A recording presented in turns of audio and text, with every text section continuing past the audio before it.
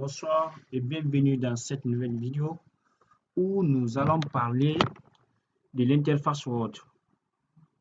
En fait, Word est un logiciel qui est très utilisé dans la saisie, traitement et mise en forme du texte. Et pour mieux l'aborder, il faut au préalable bien comprendre son interface, c'est-à-dire l'espace d'utilisateur. Son espace utilisateur, par exemple, je vais créer un nouveau document avec le raccourci ou la combinaison des touches CTRL et N. Voilà, je suis là. C'est tout l'espace là qu'on appelle interface du logiciel, qui est composé de trois parties. L'interface du logiciel est composée de trois parties. Vous avez une première partie qui se trouve en haut de l'écran. Voilà, ici, la toute première partie qu'on appelle le ruban.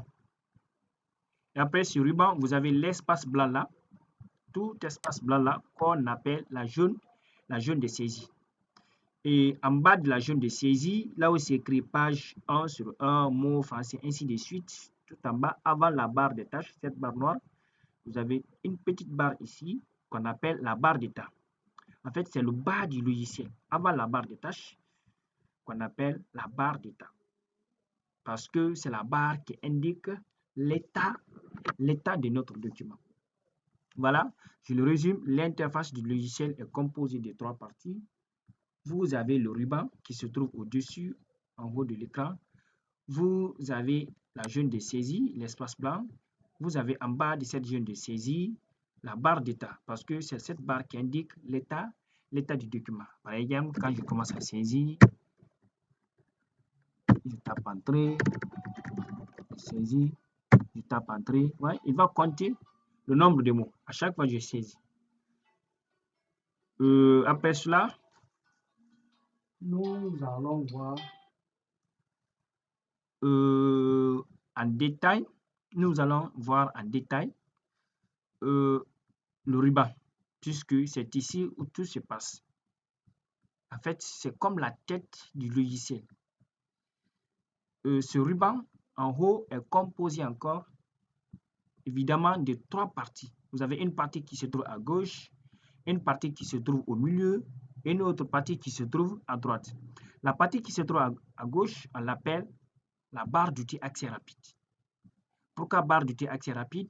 Parce que c'est cette barre qui contient des outils auxquels on peut accéder rapidement. Par exemple, quand je clique sur cette flèche descendante, je vais voir des outils ici ou des commandes. Et chacune de ces commandes ici se trouve quelque part dans les différents onglets. Pour ne pas aller chaque fois rechercher ces outils ou ces commandes dans ces différents onglets, pourquoi ne pas les cocher ici pour les avoir sur la barre d'outils accès rapide? D'où le nom barre d'outils accès rapide.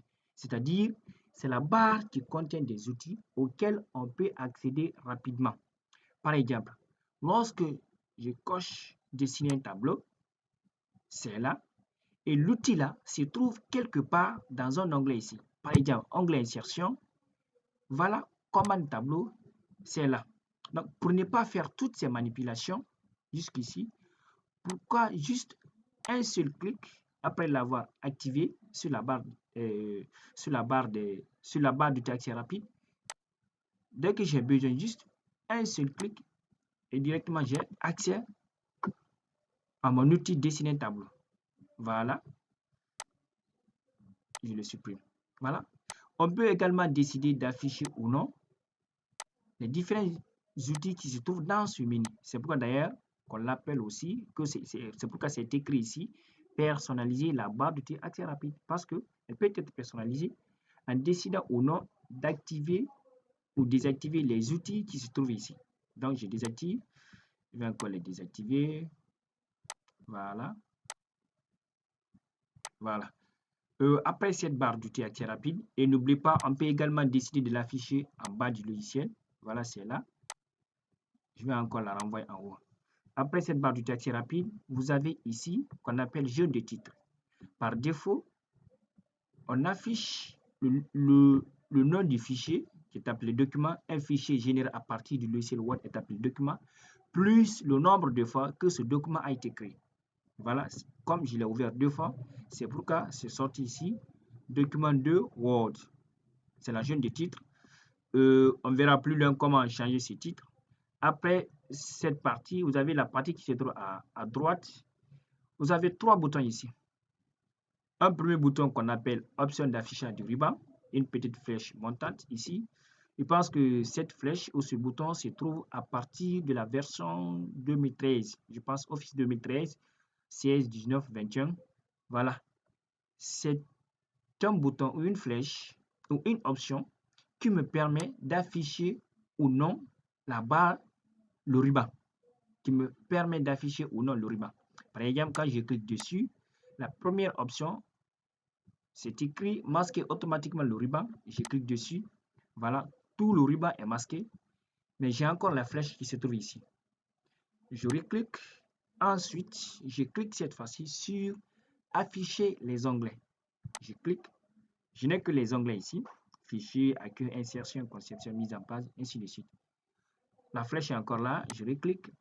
Cette fois-ci, je vais décider d'afficher les onglets et commandes.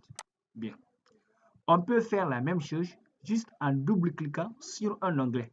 Je double-clique, c'est masqué. Je double-clique, c'est affiché. Voilà. Je pense que ces 3 boutons-là sont déjà connus.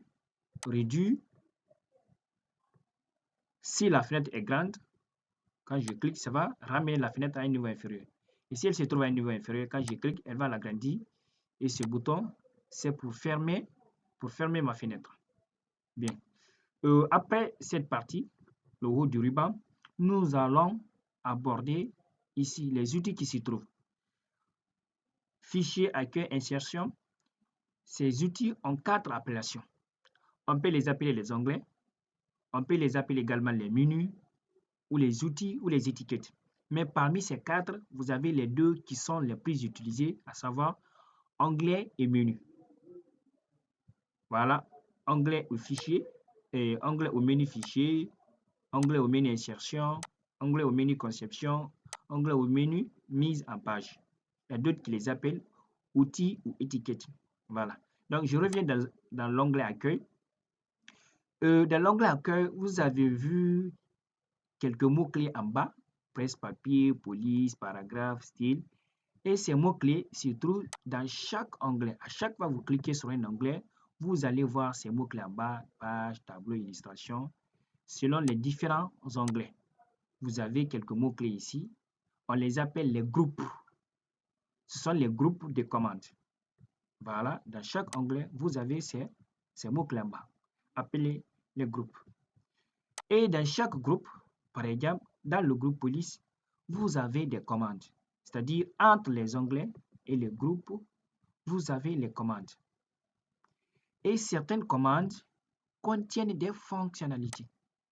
Voilà, dans le groupe police, commande casse. Voilà ces différentes fonctionnalités. Et ce sont ces fonctionnalités qui vont nous permettre d'interagir avec le logiciel. Par exemple, je vais sélectionner cette première ligne. Lorsque je clique dans le groupe police sur cette commande, je clique dessus, je vais tout modifier en majuscule. Voilà. En bref, en résumé, le ruban est la barre, est cette barre horizontale qui est placée au-dessus de l'écran sur laquelle cette barre sont affichés les onglets dans lesquels nous avons des groupes et chaque groupe contient des commandes et certaines commandes contiennent des fonctionnalités nous permettant d'interagir avec le logiciel.